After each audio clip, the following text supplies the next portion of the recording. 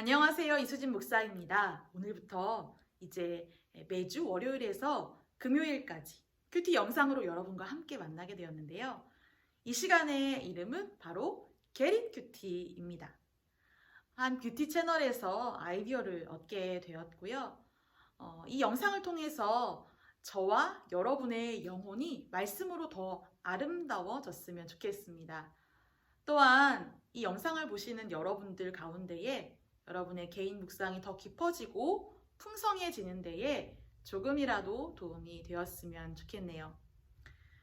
묵상하는 청년들을 위한 게릿 큐티 본격적인 묵상 나눔에 앞서서 오늘부터 3일 동안은 큐티가 무엇인지, 그리고 큐티를 왜 해야 하는지, 어떻게 큐티하는 것인지 기본 개념을 간단히 정리해 보는 것으로 시작하도록 하겠습니다. 신앙생활을 어느 정도 해본 분들이라면 한 번쯤은 큐티 다들 들어보신 용어이시지요? 큐티, 영어로 Quiet Time의 약자입니다. 말 그대로 고요한 시간, 조용한 시간을 의미하는 것이지요. 그런데 큐티를 저는 이렇게 정의해 볼 수 있을 것 같습니다. 고요한 가운데 말씀과 기도로 하나님과 만나는 시간, 이것이 바로 큐티라는 것입니다. 여러분, 우리가 큐티에 대해서 오해하는 것 중에 하나는 큐티를 마치 성경 공부나 아니면 어떤 훈련, 이런 식으로 우리가 큐티를 받아들이곤 합니다. 하지만 큐티는 한마디로 말한다면 만남, 바로 하나님과의 만남의 시간, 이것이 큐티라고 할 수 있습니다. 우리가 믿는 하나님은요, 여러분, 타 종교에서 믿는 신처럼 관절이 다 나가도록 3,000번씩 절을 해서 섬기는 분도 아니고요. 일방적인 복종을 요구하는 그런 비인격적인 분이 아닙니다. 하나님이 우리에게 원하시는 것은 관계, 사랑의 관계라는 것입니다. 하나님과 인격적인 관계 가운데 그분의 사랑의 음성을 듣는 것, 그리고 하나님을 향해 우리도 사랑의 고백을 드리는 것, 여러분, 이것이 바로 큐티이지요. 그러므로 큐티는 훈련도 아니고요, 공부의 시간도 아니고 바로 만남, 하나님과의 만남의 시간, 이것이 바로 큐티라고 할 수 있겠습니다. 큐티를 잘 하기 위해서, 하나님을 잘 만나기 위해서 필요한 것이 있는데요. 그것이 바로 말씀입니다. 하나님께서 우리에게 주신 성경 말씀, 하나님은 그 속에 그분의 뜻과 생각을 담아주셨지요. 그래서 그 말씀을 읽는 사람들마다 하나님의 음성을 들을 수 있게 되는 것입니다. 기본적으로 우리가 큐티라고 하면 말씀을 집중해서 묵상하고 곱씹어 읽는 과정들을 거치게 되지요. 그렇게 깨달은 하나님의 말씀, 하나님의 뜻과 계획을 가지고 기도하고, 또한 기도한 대로 그 하루를 살아내는 것, 이것이 큐티하는 믿음의 사람들의 삶이라고 할 수 있겠습니다. 자, 이제 여러분, 우리가 큐티가 무엇인지 아주 간략하게 생각해 보았는데요. 오늘 하나님께서 우리에게 주시는 말씀을 이제 함께 묵상해 보도록 하겠습니다. 오늘 본문 예레미야 38장 1절에서 13절의 말씀입니다. 예레미야는 유다 고위 관리들에 의해서 오늘 이 구덩이에 던져지게 됩니다. 예루살렘 성이 곧 멸망할 것이다. 바벨론에게 항복해야 살 수 있다. 라고 말하는 예레미야를 더 이상 두고 볼 수 없었던 유다의 고위 관리들은 이 예레미야를 진흙탕 구덩이에 던져 넣습니다. 고통 속에 죽어가게 한 것이죠.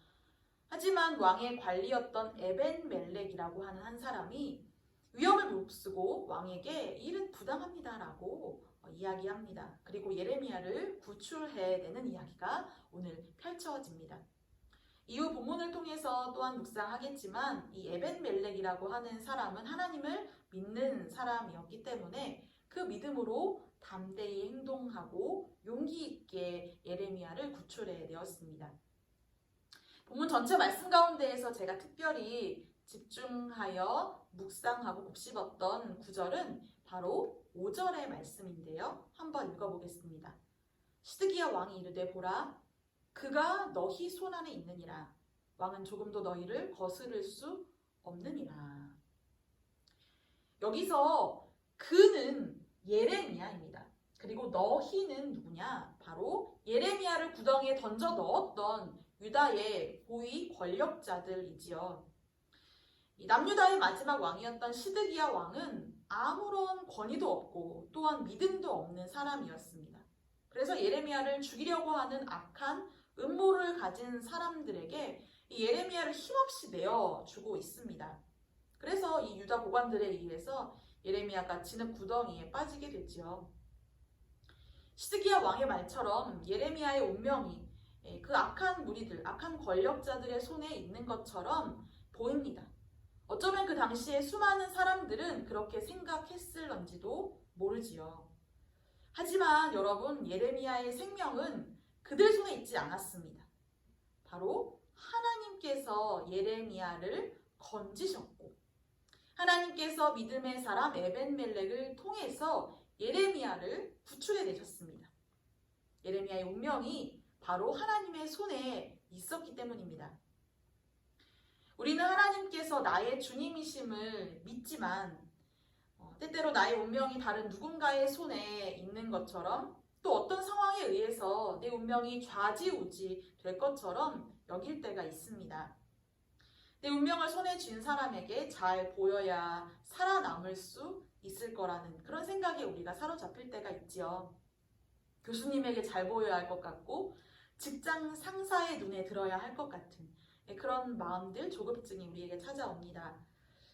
목회자인 저 역시도 부끄럽지만 제가 담당하는 청년들에게 인기 있는 그런 목사이고 싶고 또 성도들에게, 사람들에게 좋은 평가를 받고 싶습니다.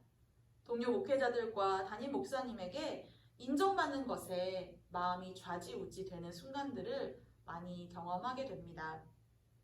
하지만 저는 오늘 이 말씀을 통해서 다시금 제 인생이 다른 누구도 아닌 하나님의 두 손 안에 있다라는 것을 깨닫게 되었습니다. 다시 기억하게 되었습니다.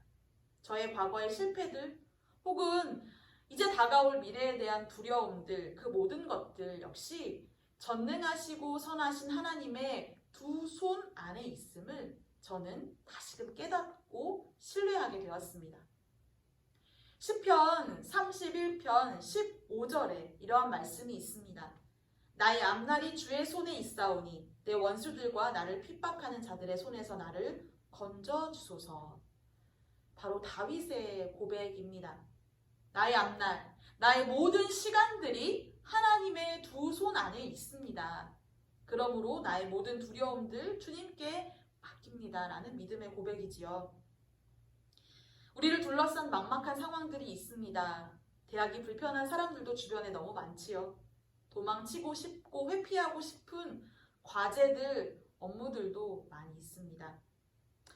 그래서 그 모든 것들에 내 존재가 이렇게 움켜 싸져 있는 것처럼 그런 갑갑함을, 답답함을 경험하곤 하지만 그러나 오늘 말씀을 통해서 우리는 우리의 인생, 우리의 존재, 우리의 삶이 하나님의 두 손 안에 있음을 다시금 깨닫게 되었습니다. 예레미야 인생이 구덩이 속에 빠졌지만 여전히 그 삶을 하나님이 붙들고 계셨던 것처럼 우리의 인생도 하나님이 이끄시고 붙드시고 인도해 가신다는 것입니다. 그 확신과 믿음을 가지고 하나님이 주시는 은혜와 용기로 오늘을 시작할 수 있었으면 좋겠습니다. 이 믿음 가지고 우리 함께 기도드리겠습니다. 선하신 주님, 예레미야의 인생을 하나님의 선하신 손길로 보호하시고 이끄셨던 것처럼 우리의 삶도 하나님의 손 안에 있음을 믿습니다. 우리를 둘러싼 수많은 두려움과 공격, 답답함 가운데서도 여전히 하나님의 능력과 사랑의 손이 우리를 인도하시며 보호하신다는 믿음으로 살게 하옵소서. 예수님의 이름으로 기도합니다. 아멘. 사랑하는 여러분, 오늘도 부디 말씀 붙들고 승리하는 하루 보내시기를 바랍니다. 내일 다시 뵙지요. 감사합니다.